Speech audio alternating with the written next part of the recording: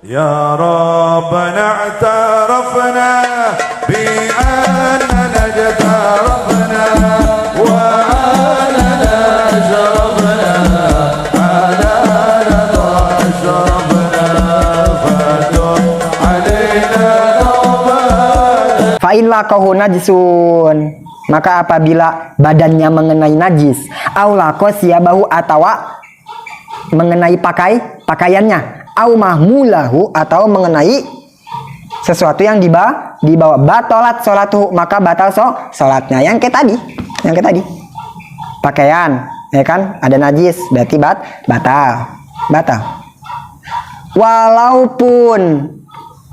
Walaupun lupa, kata kita pas lagi sebelum sholat, aduh ada apa sih, ada bangkai semut nih, ada bangkai lalat, antar aja bersih nih. Pas mau sholat lupa dibuang, pas rapi sholat baru inget, aduh tadi gue lupa ada apa nih, ada bangkai di sini, tapi sholat udah rapi, wajib diulang, walaupun lupa gitu, wajib diulang. Atau nggak tahu bahwa aduh nggak tahu apa kalau lalat itu tuh bisa membatalin sholat, nggak tahu kalau semut itu bisa, bangkai semut itu bisa membatalin sholat. Bodoh amat, nggak tahu, nggak apa-apa, bodoh amat, mau nggak tahu siapa suruh, ya kan, nggak ngaji ya. Nah itu sholat tetap diulang, tetap bodoh amat, mau nggak tahu, mau lupa, sholat tetap ulang gitu, mau lupa ulang lagi sholat walaupun udah rapih juga ya. Walaupun udah rapi, ada bangkai di sini, kutu bangkai. Kalau masih hidup nggak apa-apa. Ini bangkainya, bangkai semut, bangkai lalat itu. Walaupun udah rapi sholat, karena lupa atau karena nggak tahu nih, kalau ini ngebatalin, bodo amat, tetap sholat tetap harus diulang, sholat ulang. Illa ayul kiyahu halan, kecuali dikit lagi ya. Kecuali orang itu langsung melempar najisnya halan seketika. Halan itu tuh lihat tuh bisurah tuh, secara cepat gitu, surah. Jadi ngilangin, misalkan dia tuh ya kita lagi sholat nih, tai cicak nempel bek langsung gitu sama kita. Atau dari atas tuh langsung ada bangkai, biasanya suka ada langsung bangkai cicak atau bangkai nyamuk langsung ke sini, ke tangan kita langsung gitu, halan seketika. Terus seukurannya gimana tuh, ada seukuran tumaninah qabla madi akoli tumaninah sholat, berarti sekira-kira ukuran subhanallah. Kalau kelewat dari situ udah batal gitu. Kalau didiemin aja bangkai di sini lama, itu batal. Misalkan jatuh ke sini terus langsung gitu, halan seketika, itu nggak apa-apa. Gitu, jangan ke jemaah lain. Sholatnya kagak batal, ngebatalin sholat orang. Jamaah batal. Gitu, jadi lain. Nah itu sih nggak apa-apa katanya, nggak batal. Au yakuna, atau kecuali najisnya itu berupa ma'fuan anhu. Kalau najisnya berupa najis yang dimaafkan sih, nggak apa-apa, nggak usah dimasalahin. Kalau najis yang najis yang dimaafkan mah nggak usah dimasalahin, nggak masalah. Itu mah kadami jarhi, seperti darahnya. Si orang yang sholat ini tuh punya bisul atau punya darah habis jatuh, ya. Walaupun nih lagi sholat ada darah bisul di pantat, ya, pecah ketika lagi duduk, walaupun itu darah sampai basah sepantat nih, setengah kain basah darah semua, ya.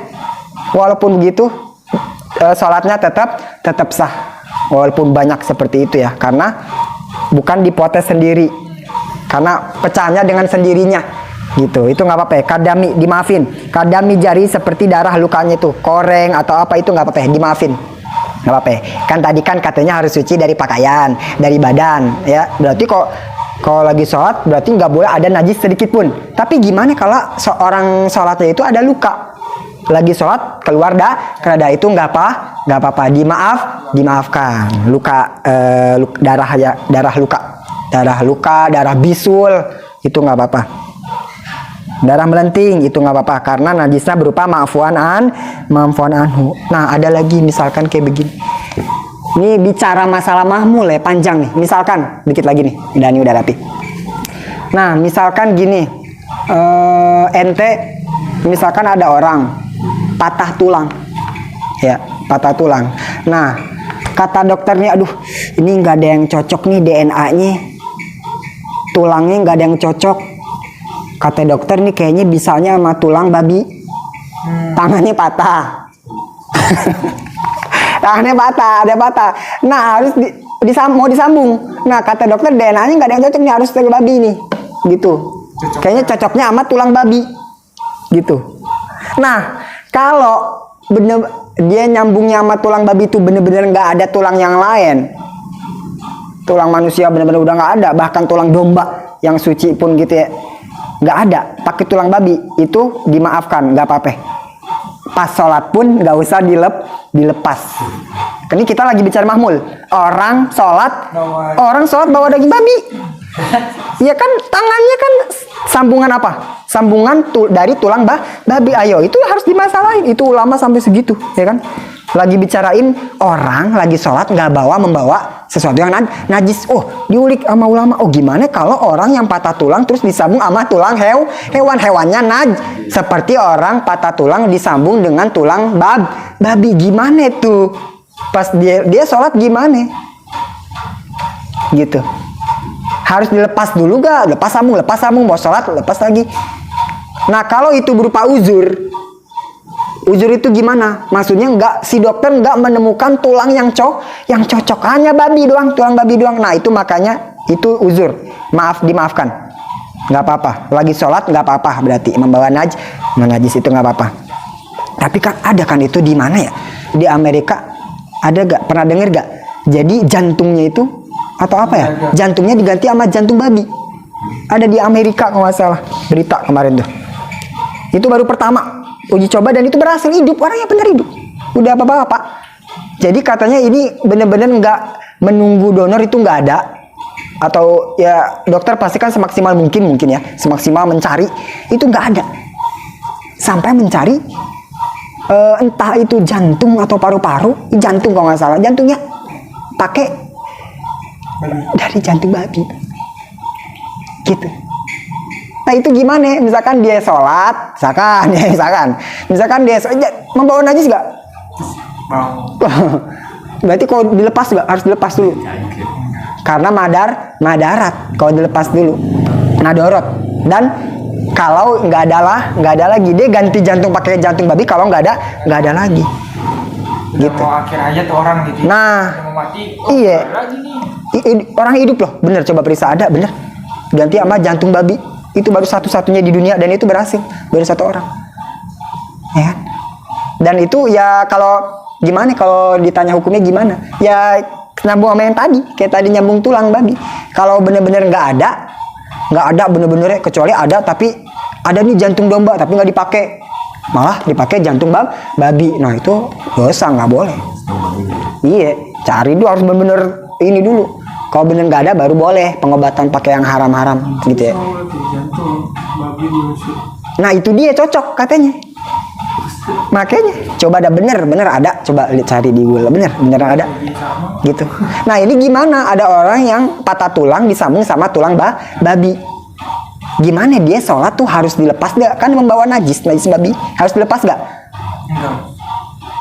Kalau dia hanya tulangnya tuh itu doang, bener-bener itu doang pengobatannya, hanya menemukan tulang babi yang cocok, maka tidak usah dilepas gitu. Berarti kalau sebenarnya ada nih tulang yang cocok, tulang onta ya, suci, onta Arab ya, misalkan atau sapi ada tuh tapi dia nggak mau pakai itu, yaudah ini aja dah, babi aja. Nah, berarti harus dilepas nggak?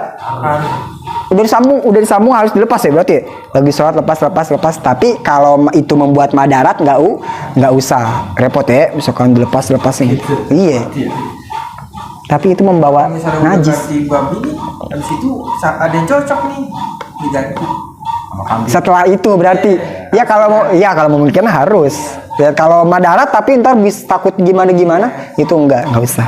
Itu sampai segitunya ulama masalah mahmul sholat. Nih lagi masalahin sholat ya, begitu. Lagi masalahin sholat harus suci dari najis. entah itu pakaian atau sesuatu yang apa saja yang dibawa. Nah dari mahmul ini nih bercabang kemana-mana. Oh gimana kalau anak? Ya kan kalau anak kita lagi duduk di pangku sama kita. Ayo kita lagi ayat awal. Anak yang kita yakin ada beraknya di dalam tuh. Mangku di sini Bata. Iya. Ini kan? Kita bergerak Iya dan kita yakin di pampersnya ada berak. Tapi gimana? Pertanyaan terakhir. Kita lagi tahiyat, lagi sholat. Kucing mangku kita.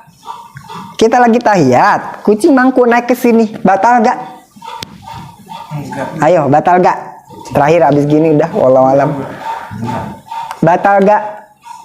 Mangku doang. Mangku.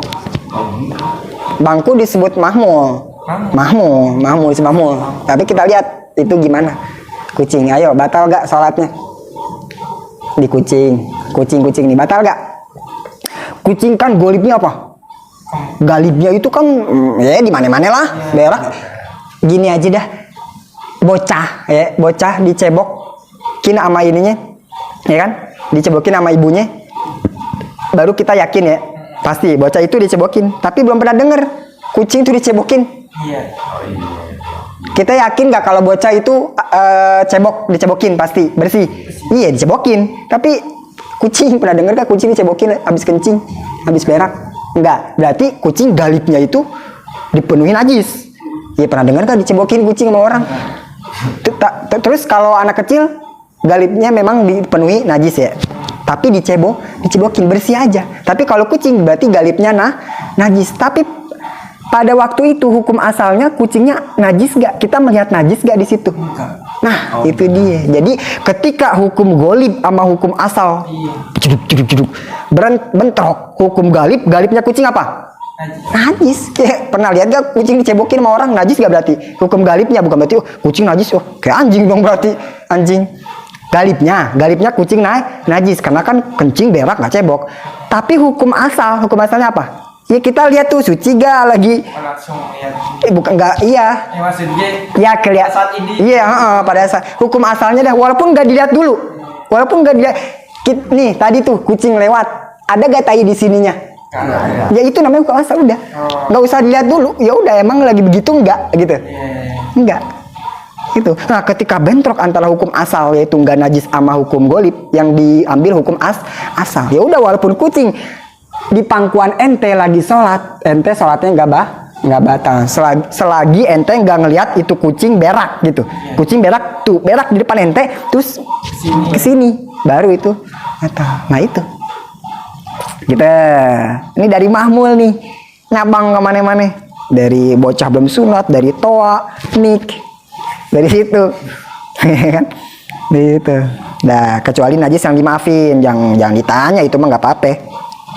Darah sedikit-dikit mah nggak apa-apa itu mah, atau ada darah head aja ada di sandbox itu nggak apa-apa. Setotol 2 tetel darah head nggak apa-apa. Darah head najis, awas darah head najis. Tapi ya, kalau setotol 2 tetel itu nggak apa-apa. Dipakai lagi buat sholat perempuan nggak apa-apa. Dimaafin nggak apa-apa itu. Wayajibu wallahu